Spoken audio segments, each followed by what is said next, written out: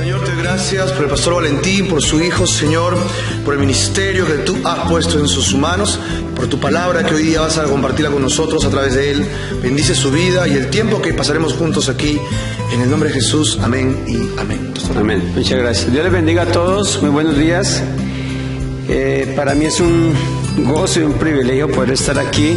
Dios me abrió las puertas junto a mi hijo para venir a Perú y hoy puedo decir que entendí por qué Dios me quiso traer. He sido muy bendecido, muy bien acogido, pero en especial porque Dios me ha dado unas palabras para animarme en mi vida, para seguir adelante. Y me alegro en Dios y me gozo en el Señor. Pastor César decía algo que siempre también lo tengo en mente. Es asombroso Dios de muchas maneras, pero en especial por amarnos a nosotros. Porque la verdad, yo sé que cada uno de nosotros, muy por dentro, sabemos que, y si llegamos a reconocer, que podemos decir que somos una clase de joyita, y si no fuera por la mano del Señor, seríamos otra cosa en realidad. Pero Dios ha puesto su mirada, su mano y todo en nosotros, y hoy en día lo que podemos hacer es alegrarnos y gozarnos en el Señor. Me alegra mucho, estaba muy atento a las alabanzas y me alegra mucho porque aquí se alaba y se canta a Jesús tremendamente. Y bueno, uno lo que mira en la Biblia de Génesis Apocalipsis es que Jesús es el centro del corazón de la Biblia. Jesús fue el que partió la historia en dos, antes de Cristo y después de Cristo. Y el Padre, en sus planes perfectos, le ha placido honrar a su Hijo Jesucristo, el mismo Dios. Y en esta mañana quiero compartirles también algo acerca de Jesús. Por eso me gozaba en las alabanzas porque decía, es lo mismo, es el mismo sentir. Quiero invitarles a que abran sus Biblias en 1 Corintios capítulo 2, por favor.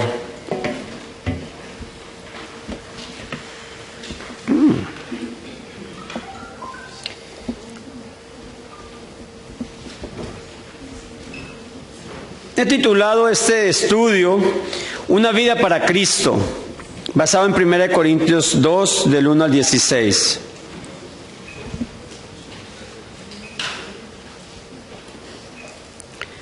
¿Estamos todos allí?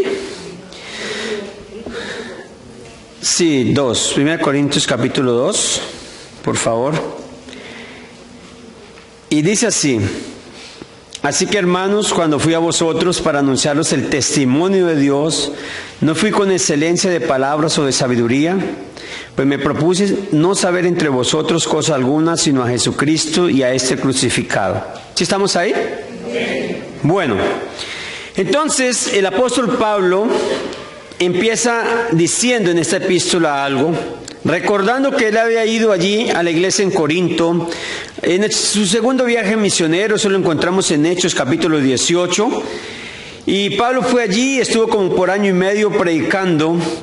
Pero Pablo está diciendo algo especial, está recordando y está diciendo que, hermanos, cuando fui a vosotros para anunciaros el testimonio de Dios. Y bueno, me alegra porque ayer las conferencias fue un testimonio de lo que Dios ha hecho, está haciendo y hará en nuestras vidas. Y Dios es un Dios de testimonio en todo lo que Él hace y quiere que nos gocemos en Él. Pero el apóstol Pablo empieza diciendo algo especial. Dice que no fue allí con excelencia de palabras o de sabiduría. Y el apóstol Pablo era un hombre que antes de conocer de Cristo era totalmente preparado y culto. Era un hombre que podía tener a las personas horas y horas hablándoles, porque sabía mucho. Me he encontrado así con personas que de cualquier cosa que les hablen tienen tema, y no cualquier tema, hablan muy bien. Uno de ellos es el pastor Lucho García, me admiro cuando lo escucho porque de cualquier cosa está hablando. Nosotros llegamos aquí a Perú con mi hijo y empezó a decirnos que aquí llovía, pensé que llovía como en Colombia, ¿no? Que es lo que cayó hoy. Y nos explicaba por qué hay una corriente marítima así por debajo, se llama de Humboldt. Bueno, empezó a contarme de todo y yo lo miraba. Y, bueno, él es profesor y quería enseñarle a mi hijo. Cuando llega a Colombia también empieza a preguntarnos y a decirnos cosas. Y lo veo y es una bendición saber, ¿sí? Saber muchas cosas es una bendición. El apóstol tenía esa capacidad, quizás más grande, porque fue muy estudiado, muy preparado. Pero algo que el apóstol hizo inmediatamente, tuvo un encuentro con Jesús, fue dejar todo lo que él tenía y recibir lo que Dios tenía para él. Y lo recibió y colocó como una balanza y dice, definitivamente esto que yo tenía no vale la pena, mis argumentos, pero lo que sí vale la pena, el testimonio de Dios, lo que tiene Dios. ¿Por qué? Porque la verdad hay mucho conocimiento en el mundo que solo sirve para esta tierra. El conocimiento de Dios sirve para esta tierra y para la eternidad. Entonces, si uno va a mirar, o sea, el de Dios sobrepasa todo. Y el apóstol empieza diciendo que él fue allí de esa manera. Dice que no fue con excelencias de palabras o de sabiduría. Y más adelante va a explicar algo sobre esto. Dice, pues me propuse no saber entre vosotros cosa alguna, sino a Jesucristo y a este crucificado. Y es especial esto porque, hermanos, la verdad, todos los seres humanos tenemos una historia para contar. Todos. Desde que se me partió una uña, que se me cayó un diente, una muela, que mi suegra, que mi suegro. Todos tenemos algo para contar que ha sido importante y significativo para nuestra vida, ¿ya?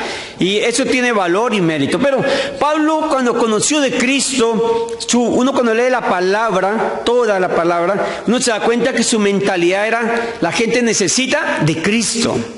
La gente va aquí de paso. Hoy nos podemos encontrar una persona, saludarla y escuchamos que en la noche o que mañana esa murió. Y uno queda, Dios mío, le hablé de fútbol, le hablé de esto, pero no le hablé de Cristo. Entonces, el que tiene la mentalidad del reino de Dios, lo primero, por donde sea, así sea que lo salude y que le hable un político de fútbol, pero sabe y se concentra que es Cristo lo que necesita. Y le va a hablar de eso, y si no lo hace, se siente muy mal, en realidad. Y no tiene la mentalidad, ok, le hablaré por allá el 24 de diciembre. No, es hoy, el día es hoy. Y eso era lo que Pablo tenía, eso era lo que ardía en su corazón. Entonces él sabía, la gente aunque tenga muchas historias, aunque yo puedo contarle de muchas cosas, sé que lo que necesitan es de Cristo crucificado. Cuando llega esa parte de Cristo crucificado, Pablo lo experimentó en su vida, ¿cierto? Nosotros leemos en Hechos capítulo 9, del versículo 1 al 6, que el apóstol Pablo tuvo un encuentro con el Señor, ¿cierto? Tuvo un encuentro. Pero apenas el Señor lo derriba, cae en tierra, el Señor le dice, soy Jesucristo el que tú persigues, ¿cierto? Pero el apóstol inmediatamente le dice, ok, Señor, ¿qué quieres que haga? Ya, de una, o sea, ¿qué quieres que haga? Inmediatamente empieza algo en la vida de Pablo que lo transforma su vida, ¿cierto? En Gálatas capítulo 1, por favor, quiero que vayamos allí. Pablo relata algo allí. Gálatas 1:17, por favor.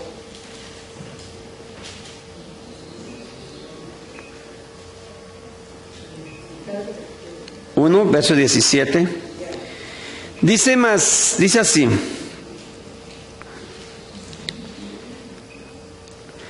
Dice, bueno, vamos a leer desde el 16, por favor, o el 15. Dice, el versículo 15, 1:15, pero cuando agradó a Dios, que me apartó desde el vientre de mi madre y me llamó por su gracia, revelar a su Hijo en mí, para que yo le predicase entre los gentiles, no consulté enseguida con carne y sangre, ni subí a Jerusalén a los que eran apóstoles antes que yo, sino que fui a Arabia y volví de nuevo a Damasco.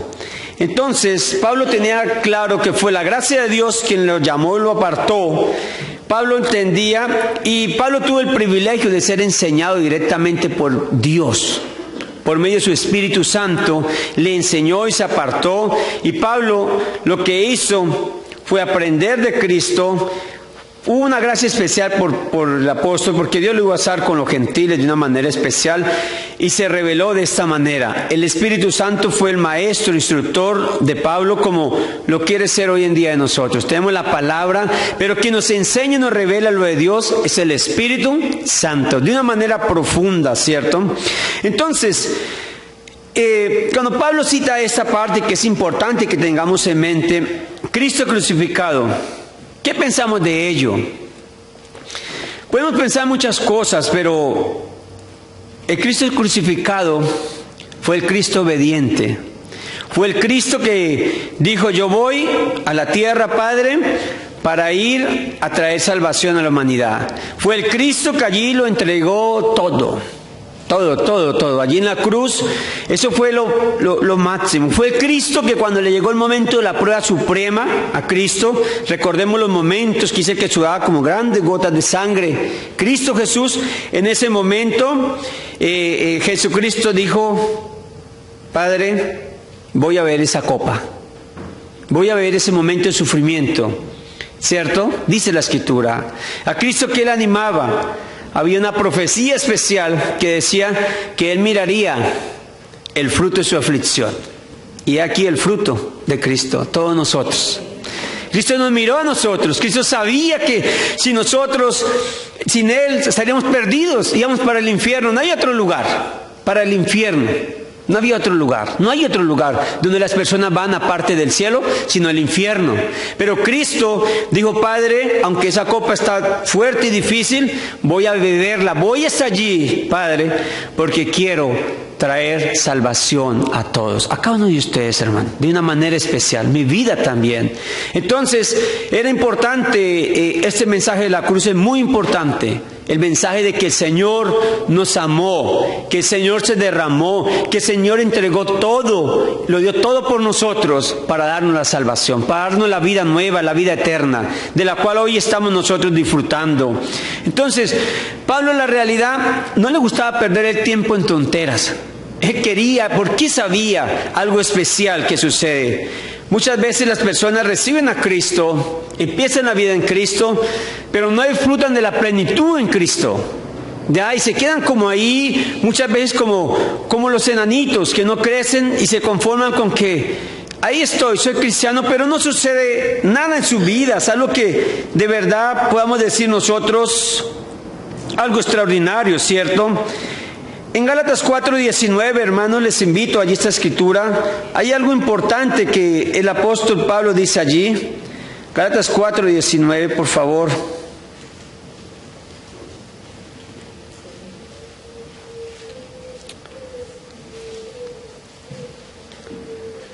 Dice Gálatas capítulo 4:19, Pablo escribiendo allí a los Gálatas dice: hijitos míos, por quienes vuelvo a sentir dolores de parto hasta que Cristo sea formado en vosotros.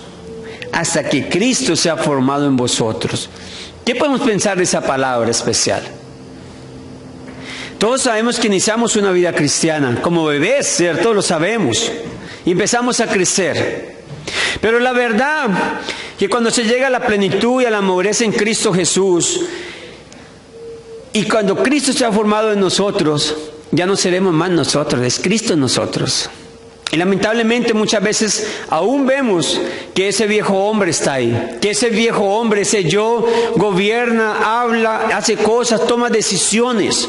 Pero Pablo sabía que si una vida, Cristo se formaba totalmente, si Cristo tomaba el control, era una vida para la gloria de Dios, era una vida de bendición. Una vida donde se enfocaba en ¿qué? En el reino de los cielos. Y todos sabemos que, como dijo Jesús, mi reino no es de este mundo. Pero va a tomar agua.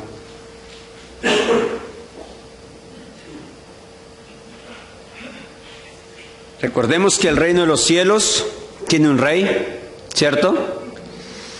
Tiene un lugar. No puede haber un reino sin un lugar o un territorio. Tiene unas leyes, ¿cierto? Y tiene alguien a quien gobernar, ¿cierto? Esas cuatro características, muestra el reino de los cielos. Y eso era lo que Pablo sabía claramente y tenía ahí. Y sabía porque hay veces le decimos al Señor: Jesús, tú eres mi Señor. Pero el Señor lo que nos dice muchas veces no lo hacemos. Entonces, ¿quién es el Señor en realidad? Porque la idea de un Señor, la idea de un rey, es que el rey habla y ¿qué sucede? Se cumplen las cosas, ¿o no? Esa es la idea que tiene el Señor. Pero si nosotros decimos: Señor, tú eres mi rey, eres mi Dios, eres mi Señor, y hacemos lo que nos parece, algo pasa, algo no está funcionando bien. algo sucede. Pero el apóstol sabía, como nosotros lo sabemos y lo estudiamos, lo aprendemos, la verdad todo tiene que ver con Cristo. Cuando Cristo tome el control de nuestra vida totalmente, de nuestros pensamientos, nuestros sentimientos, nuestras emociones, nuestras pasiones, lo que queremos, todo va a ser diferente. Todo va a ser diferente, hermanos. No es fácil, no es fácil, porque la vida crucificada es una vida de dolor. No crean que Cristo allá fue como, no, es una vida de dolor, de pérdida, de tristeza, de abandono, de muchas cosas.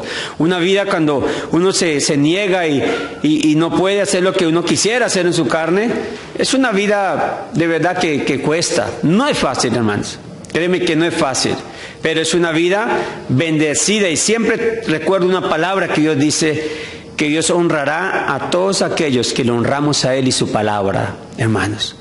Lo lindo después de cuando uno pasa pruebas o todas las cosas, es que uno puede disfrutar de ¿qué? De lo que el Señor sacó de nosotros.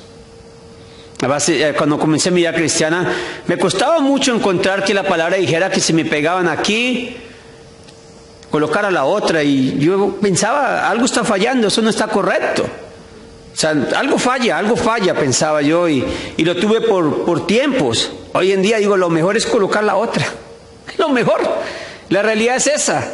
Y ya no me cuesta, al principio me costaba y yo dije, no, con esta es suficiente. No, hoy en día, hermano, lo que Dios quiere hacer con nosotros es lo mejor. Es lo mejor, hermanos. La verdad es esa.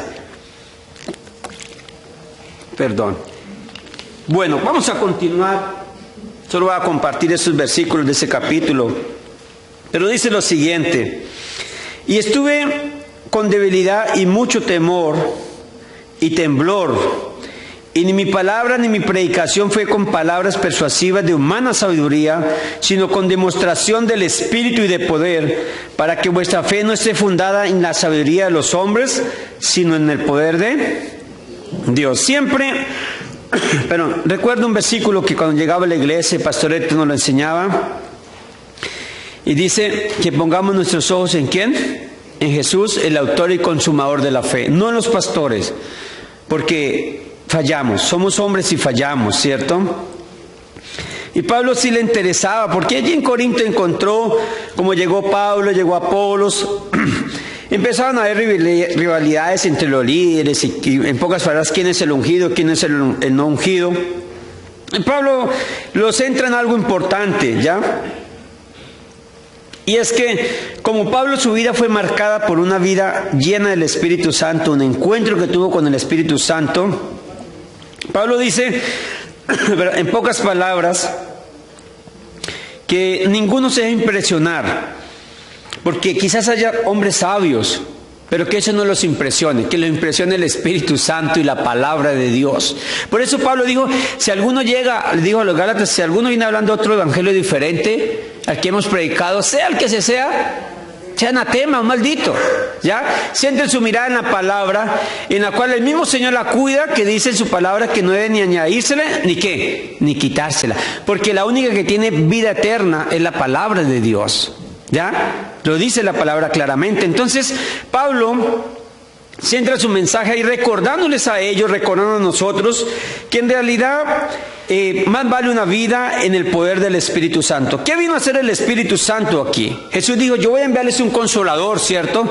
Que les recordará todas las cosas, que nos va a revelar, llamémoslo así, la esencia de la palabra de Dios, nos la va a revelar a nosotros de una manera especial. Eso es lo que hace el Espíritu Santo. ¿Venía a qué? A glorificar la obra de ¿quién? Del Hijo. ¿Cierto? Y entonces es muy importante, hermanos, que nuestra vida vaya muy cogida al Espíritu Santo. Si no va cogida al Espíritu Santo, nos podemos quedar solamente en la letra. En la letra. Y la misma palabra dice que la letra ¿qué?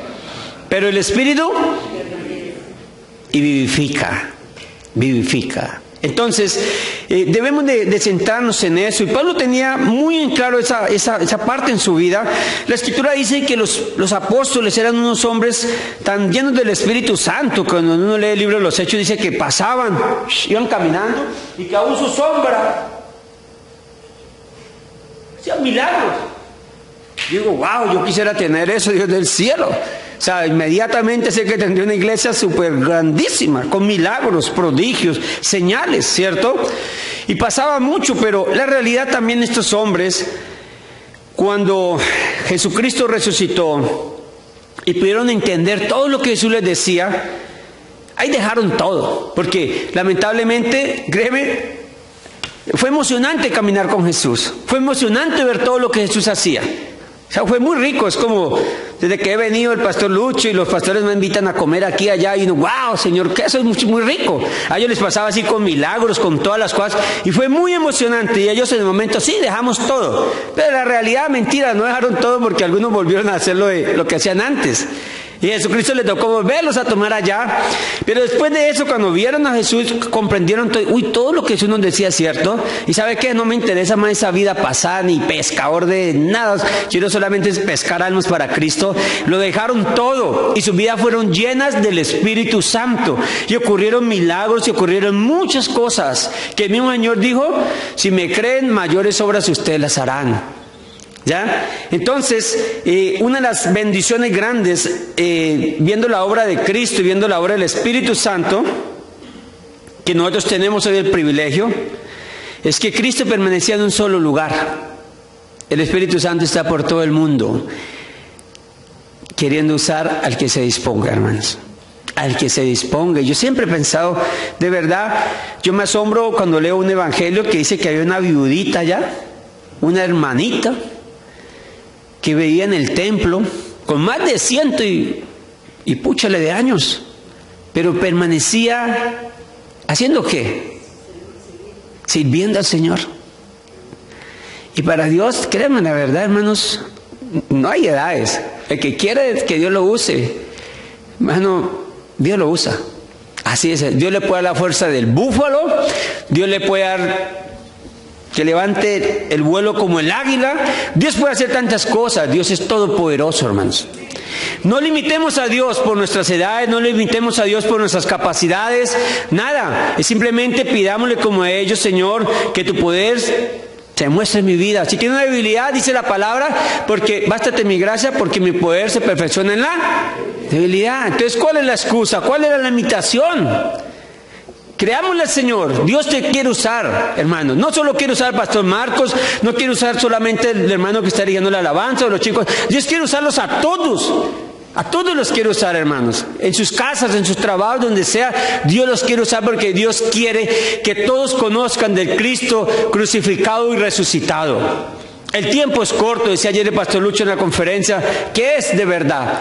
Nos quedan pocos años, no es mucho en realidad, pero podemos vivir los mejores días, las mejores semanas, los mejores meses, los mejores años para el Señor si tenemos esa mentalidad. Si no la tenemos y aún seguimos pensando, yo voy a trabajar solo para este mundo, una casa, esto y aquello, te perderás tantas bendiciones y tantas cosas en realidad, que después cuando llegues allá y tengas eso, hasta le pase lo de Judas cuando tuvo la plata y después se ahorcó, porque entregó al Señor, no invirtió bien su vida y sus cosas. Entonces la verdad les digo y les animo, hermanos, apasionense por el Señor. Lo mejor está por venir, hermanos. Dios los quiere usar a todos. Si de pronto no te sientes obviamente con capacidades de un joven, pero mi hermano, la Biblia dice que la oración del justo puede mucho.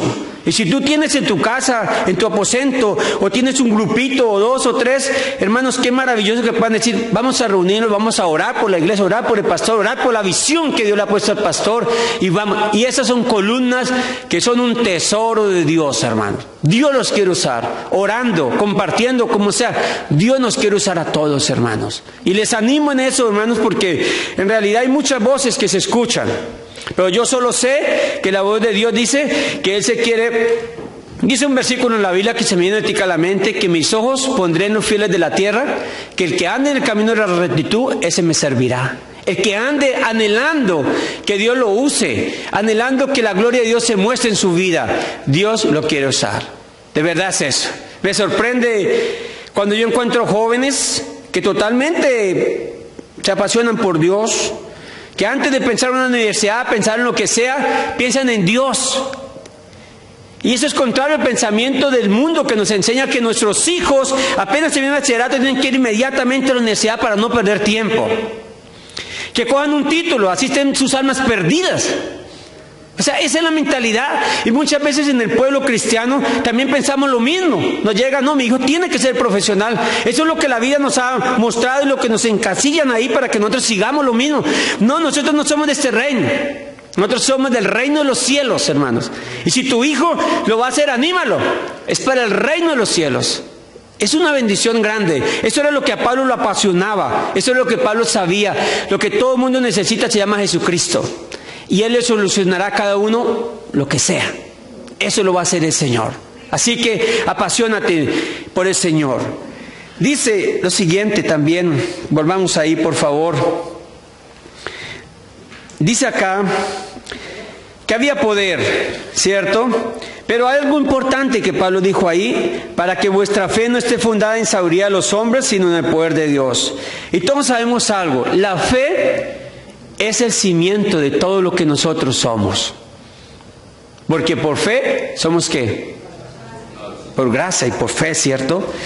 Entonces, ¿por qué? Porque todo comenzó porque un día creímos, ¿sí o no? Un día creímos. Y era importante esto, hermanos. Muchas personas, vea, yo he visto personas que se van atrás porque colocan su mirada en el hombre. He visto en Colombia, lastimosamente, compañeros, pastores que se han vuelto atrás, pastores que caminaron un día con el Señor y se han apartado. Están haciendo de las peores locuras que ni siquiera le habían hecho cuando eran inconversos. ¿Qué pasa con las ovejas? Siempre pienso, si en verdad las ovejas vuelven atrás, sí, el pastor tiene un alto grado de responsabilidad, pero fue porque fueron ovejas que colocaban la mirada en el hombre y no en Dios y su palabra. Porque el que coloca la mirada en Dios y su palabra sigue adelante, porque ha entendido quién es Dios. Hoy día cantamos una canción muy preciosa y de verdad Dios es incomparable. Dios es tan grande, maravilloso, que sí vale la pena seguirla. Yo sé que los pastores, gracias a Dios, de Sana Doctrina, Capilla Calvario, los de Sana Doctrina, siempre enseñamos que coloquen su mirada ¿en quién? En Dios, en su palabra, en el pastor de pastores, que se llama ¿quién? Jesucristo. Y sigan ahí, porque todos nosotros somos ovejas también. Y la voz de mi pastor es que quiero escuchar. Lo que Él me diga, a esa voz quiero obedecer y quiero seguir. Entonces es necesario, es muy importante eso. En esos entonces, ¿qué sucedía, hermanos? La verdad era que era lo siguiente: Pablo pasaba, predicaba, enseñaba, inmediatamente salía Pablo, llegaban los judaizantes, llegaban maestros a desmentir lo que Pablo enseñaba. Entonces, por eso Pablo colocaba, era importante. Nosotros no tenemos, yo sé que acá si llegara algún falso querer decir algo, el pastor lo saca de acá inmediatamente, los hermanos, ¿cierto? No van a permitir eso. Pero en ese entonces, como hay lugares también que no son cimentados en la palabra, que dejan que cualquiera enseñe cualquier disparate, lo que les parezca, y por eso encontramos tantas locuras que hacen y le echan la culpa a la Biblia. No, la Biblia no se equivoca en nada, ¿ya? Es la verdad, ¿cierto? Entonces, pero eso sucede, y eso le pasaba. Por eso Pablo decía que vuestra fe y todo se cimiente ¿en quién? En la palabra, en el Espíritu, lo que les hemos dicho, porque son palabras de vida. Dice el siguiente versículo, hermanos: sin embargo hablamos sabiduría entre los que han alcanzado madurez, y sabiduría no de este siglo, ni de los príncipes de este siglo que perecen. ¿Ya? Mire, por más, 1 Corintios capítulo 2, no estoy diciendo el versículo porque es que yo formé algo acá y se me borró, no sé qué versículo sea, pero el 6, bueno. Vuelvo a leer, dice: sin embargo hablamos sabiduría entre los que han alcanzado madurez, y sabiduría no de este siglo, ni de los príncipes de este siglo que perecen. Mas hablamos sabiduría de Dios en misterio, la sabiduría oculta, la cual Dios predestinó antes de los siglos para nuestra gloria, de la que ninguno de los príncipes de este siglo conoció, pues si lo hubieran conocido, nunca habrían crucificado al Señor de gloria. Se han levantado lumbreras en esta tierra, pero todo eso ha perecido. Lo único que permanece es la sabiduría de Dios, la obra de Dios, como dice la palabra. La memoria del justo jamás será olvidada, porque está delante de ¿quién? De Dios, porque ha honrado una vida para el Señor, ¿cierto? Pero ¿qué pasa con nosotros? Por más ilustres, por más que ganen premios Nobel, por más que alcancen y suban y de todo, ¿qué sucede?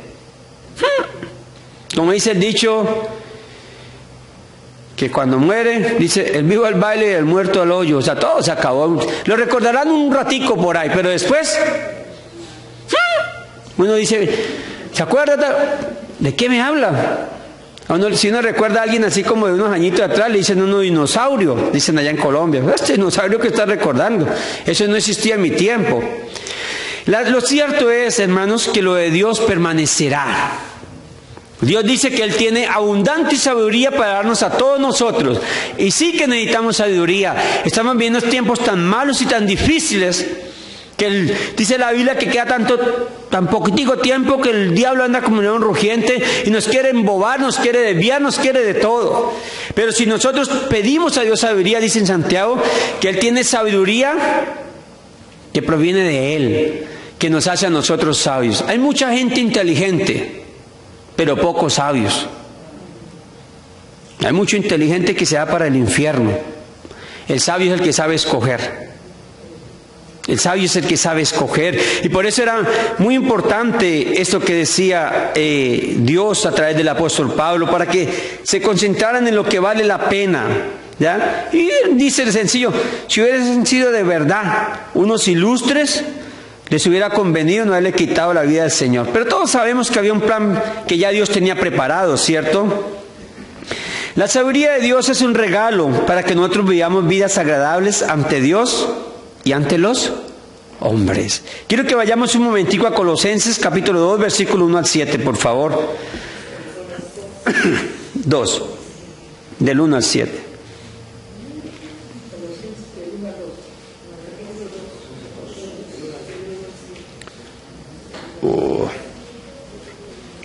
Sí.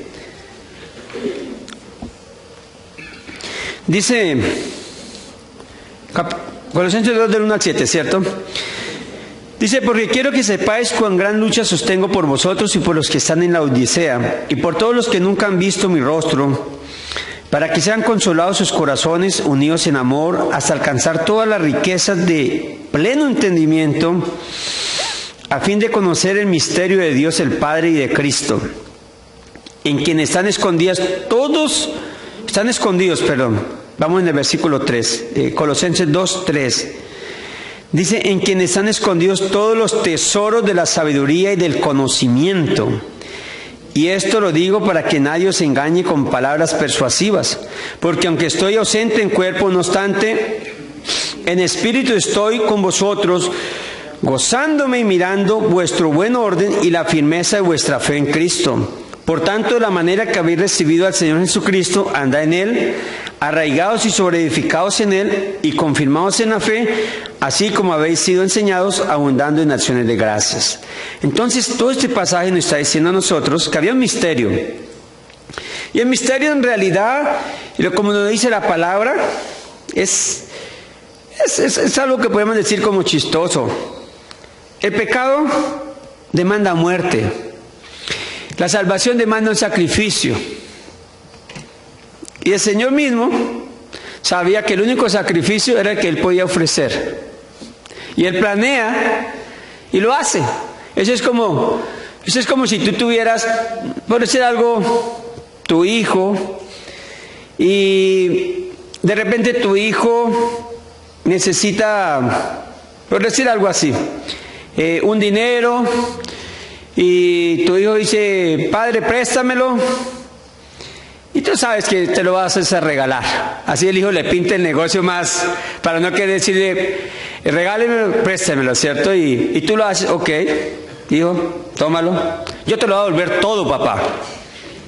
Y espera escuchar que el padre le diga que no. Y el padre dice, ok, hijo, ok, lo espero, puede decirle así.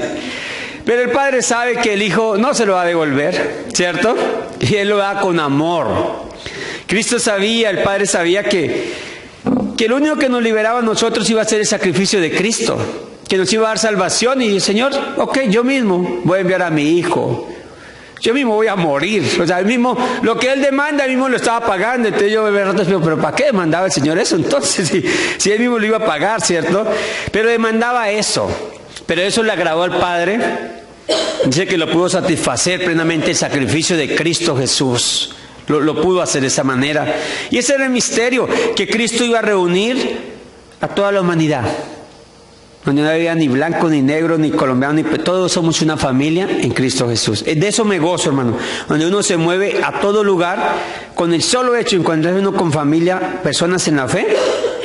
Eso es algo que es una obra solo de Dios. Inmediatamente hay una conexión. Es mi hermano, lo abrazo, lo amo, lo de todo. Así sea que lo acabé de ver, pero con el solo hecho, porque es una comunicación de espíritu a espíritu. Porque lo espiritual es lo que nos une. No nos une la belleza, no nos une la elocuencia. Es lo espiritual lo primero que nos une, que nos cobija y que no le podemos abrir la puerta a alguien y decir, porque este es un hijo de Dios, una hija de Dios. Y eso es maravilloso. Lo que acabamos de leer dice que en Cristo estaba todos los tesoros de ¿qué? La sabiduría y el conocimiento. Entonces, hermanos, yo necesito sabiduría para muchas cosas todos los días. Y solo la encuentro en Dios. Solamente la encuentro ¿en qué? En la palabra. ¿A quién le gusta negociar? O sea, ¿quién tiene negocios en lo secular? ¿Nadie? O sea, ¿nadie le gusta negocios o cosas? O sea, de pronto, negocio, lo normal que uno negocia. Así sea que fue y se compró allí en Gamarra un busito en 10 soles y lo quiere vender en 30. Eso es un negocio, ¿ya? Por decir algo así. ¿Le gusta? Amén. A mí también me gusta. Dios me ha llamado al ministerio, pero hay veces he tenido unas necesidades tan tremendas que me da por ponerme a enredarme en los negocios del mundo. A mí porque Dios me ha llamado al ministerio, ¿no? Y un día vendía pescado. Colocamos un negocio cuando estaba con mi esposa y todo. Ella me apoyó, me ayudó y me voy a volver vendedor de pescado uno queriéndole ayudar a Dios, cuando Dios es quien lo sostiene, uno lo mantiene. Y me puse a hacer eso y un día estaba más atribulado ahí, Dios mío, habíamos invertido y como a los 15 ya me di cuenta que las embarré. Y había una inversión de buenos milloncitos ahí. Y yo dije, ahora con qué le salgo a mi esposa, Dios mío, primeramente. Y ahora, Señor. Y el Señor me puso a orarle a Dios. Y ya tenía un contrato de 6 meses el local. Y le oré al Señor y dije, Señor, ayúdame, háblame algo. Y el Señor me llevó a Proverbios, no se me olvida dice así, no lo recuerdo exactamente, pero dice que su deseo busca el que se desvía y se entromete en todo negocio. Cuando llegó a eso cayó, ¡ay, Señor, perdóname! Y es verdad, su deseo busca el que se desvía y se entromete en todo negocio. Y después me llegó una voz, yo te dije que hicieras eso. No, Señor. Ok, estás cosechando lo que tú quisiste. Y yo, Señor, pero ayúdame, ten misericordia. Fui y hablé con el Señor de 6 meses y me dijo, ¿sabe qué? Me da tanto pesar contigo que sé que la embarraste. Entrégame, no te va a cobrar nada y entrégame eso. Y yo, uy, Dios, yo más contento en realidad. Y dije, Señor, perdóname, soy ignorante y a ratos quiero ayudarte. ¿Sabe qué, Señor? Quiero depender de ti en todo. No sé cómo, pero hazlo, Padre. No quiero meterme más en eso porque tú me has llamado al ministerio. Los que Dios no los ha llamado y los ha puesto a negociar, negocien. Pero pídanle a Dios sabiduría. Que Dios nos da sabiduría a nosotros. Para todas las cosas Dios quiere darnos sabiduría. Porque Dios no quiere que nosotros andemos ahí como los hijos tonticos. Que todo, ese tontico cristiano, ve ahora tiene a Cristo y es el más tonto. No, olvídese. Así como colocó a Daniel en alto Señor quiere tener a nosotros también de esa manera, porque es la sabiduría de Dios que nos va a gobernar. Entonces, si no tenemos, pidámosle que Dios nos da. Bueno, dice, ¿qué versículo vamos? Gracias. Entonces, pero antes de eso quiero decir algo. Dice la escritura ahí que la cual Dios predestinó antes de los siglos para nuestra gloria. Ojo con esto. Dice que predestinó. O sea, Dios la tenía ya apartada y reservada para nuestra gloria, para adornar nuestra vida en Cristo Jesús. Yo me gozo cuando hay hombres de Dios que se preparan de tal manera. Y ustedes saben que en el mundo hay muchos filósofos, muchos pensantes, ¿cierto?, que hablan de tantas cosas, pero me gozo cuando veo un hombre de Dios que con la sabiduría de Dios los deja callados. Pero nos falta prepararnos, nos falta pedirle a Dios. Ya, eso es lo que nos sucede a nosotros. Pero Dios tiene predestinado todo esto, Dios lo tiene ya preparado y apartado, ¿para qué? Para glorificar su nombre y para también darnos a nosotros de esa gloria suya. Y qué hermoso es uno sentir que Dios lo usa que Dios en un momento nos permite decir una palabra, una oración o lo que sea, y sabemos que las personas son bendecidas. Mire esto, hermanos, que quiero que nos concentremos en adelante en este versículo y en el final. Pero dice, antes bien, como está escrito, cosas que ojo no vio, ni oído yo, ni han subido en corazón de hombres, son las que Dios ha preparado para los que le aman. ¿Cuántos de aquí amamos a Dios? ¿Todos? Reciba este versículo para usted, hermano. Dice que cosas que ni ojo vio, ni oído yo, Dios tiene ¿qué? Pensaba esta mañana, estaba allá en la habitación donde estaba, y pensaba esta mañana, oye, increíble. Si uno mira desde Génesis, la creación, antes del hombre Dios le preparó todo. Y de una manera buena, de una manera perfecta. Le preparó todo a nosotros. Pero hablemos en ese entonces a Adán. Todo le preparó Dios. Cuando Adán llegó, encontró, fue la pura vida, como dicen los de Costa Rica. Pura vida. O sea, todo lo preparó. Nosotros sabemos que los que cocinan o los que les gusta el arte de la cocina, se cocina y se hace de una manera especial, es grato, pero que cada alimento toma tiempo prepararlo, ¿cierto? Toman tiempo y uno lo prepara y uno hace lo mejor. Y nomás uno así no le digan, pero nomás con ver un gestico que les agradó, uno se siente lleno y contento. O sea, uno dice, wow, ¿sí? Toma tiempo hacer cosas. A Dios le tomó tiempo prepararle todo para el hombre. Pero la Escritura dice que a los que amamos a Dios, Dios nos tiene preparadas tantas cosas, hermanos. Y no pensemos que es solamente en el reino de los cielos. Aquí, Dios nos tiene preparadas cosas, sorpresas, tesoros, riquezas espirituales que ni nos imaginamos. Pero lo triste, ¿sabe qué es?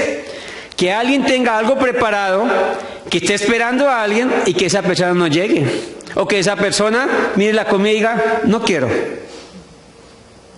¿Eso es triste? ¿Quién se pierde? ¿El que preparó o el que está despreciando?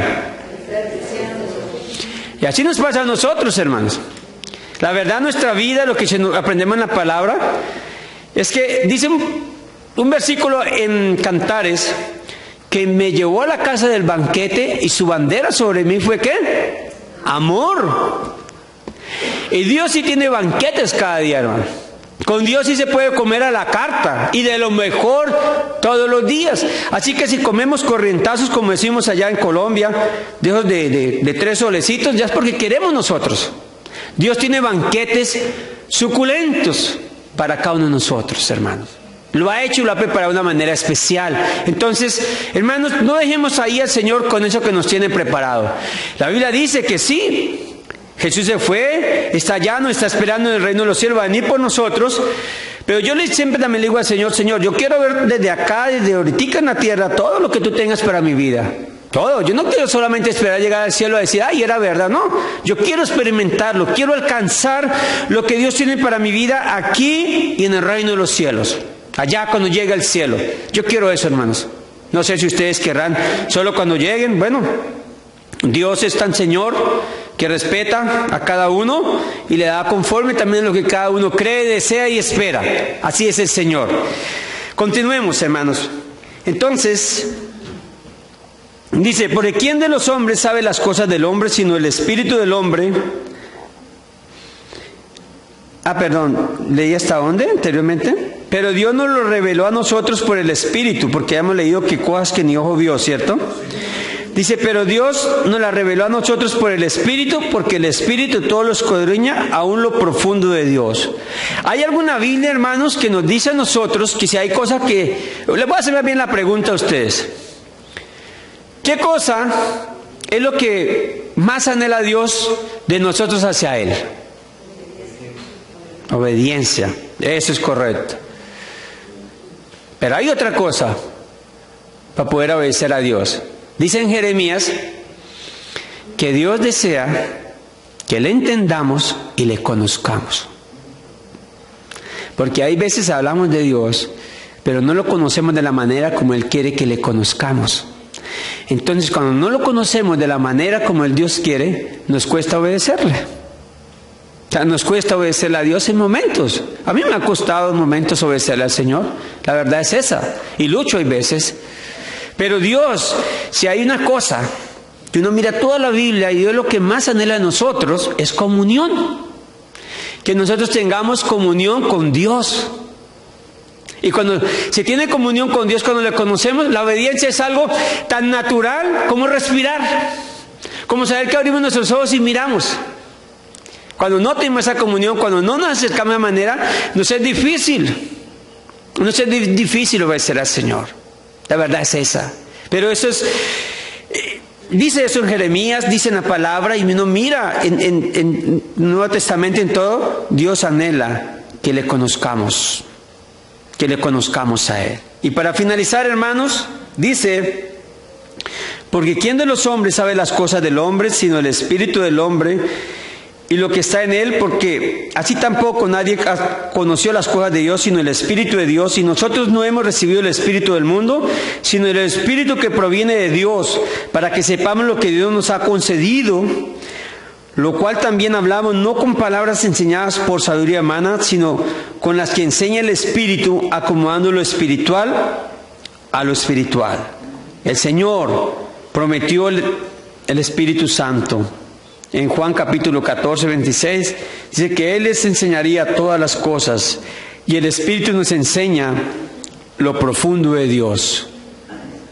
Y dice el último versículo, los últimos versículos, pero el hombre natural no percibe las cosas que son del Espíritu de Dios, porque para él son locura y no las puede entender, porque se han de discernir espiritualmente. En cambio, el espiritual juzga todas las cosas, pero él no es juzgado de nadie. Porque ¿quién conoció la mente del Señor? ¿Quién le instruirá? Mas nosotros tenemos la mente de Cristo. Y en esa última partecita quería terminar, hermanos. ¿Tenemos la mente de quién? ¿Y qué es tener la mente de Cristo, hermanos? Esa es la pregunta. Respóndasela en su casa. Pregúntele al Señor, porque dice que la tenemos, la mente de Cristo. ¿Qué es la mente de Cristo? Piensa en Cristo. Mira la vida de Cristo y ahí tienen la respuesta. La mente de Cristo, solamente les voy a decir una cosa. Es tan sorprendente, hermanos, que Cristo ya iba a ser crucificado. Y les hago una pregunta que también me la hago. ¿Qué harías tú si hoy fuera tu último día sobre esta tierra? Que ya tú lo sabes, como cuando el Señor le dijo al rey, ordena tu casa porque te voy a llevar. Dice en el Antiguo Testamento que Dios le dijo así a un rey. Pero, ¿qué haríamos nosotros si Dios nos dijera hoy es tu último día? Te voy a llevar. O te voy a dar una semana nomás. ¿Qué haríamos nosotros? Quizás lloraríamos. Quizás a ese día, esa semana la invertiríamos ahí sí a servir en la iglesia con toda para ver si Dios no me lleva. Quizás haríamos tantas cosas. Pensaríamos en nosotros. O una de las dos cosas. O nos consagraríamos a Dios. O a disfrutar cuerpito lo que no he podido hacer. Todo eso puede suceder. Hermano, he visto tantas cosas en la vida cristiana. Llevo unos añitos, he visto tantas cosas. Pero Cristo, algo asombroso de Cristo, Cristo ya iba camino hacia la cruz, ya le faltaba poquitico. El rey dice que viendo eso, que todo que ya se acercaba, que un día tomó una vasija, tomó una toalla y le lavó los pies a sus discípulos. La realidad que yo no hubiera hecho eso, yo hubiera hecho otra cosa menos eso en realidad. Pero para que pensemos nomás un poquitico de la mente de Cristo, para que pensemos eso nomás. Por eso nuestros pensamientos no son como los de Dios. ¿Ya? Nuestros pensamientos y nuestra mente es, si un hermano me falló 1, 2 o 3 veces, ahí lo tengo marcado, lo amaré de lejos y ahí estará.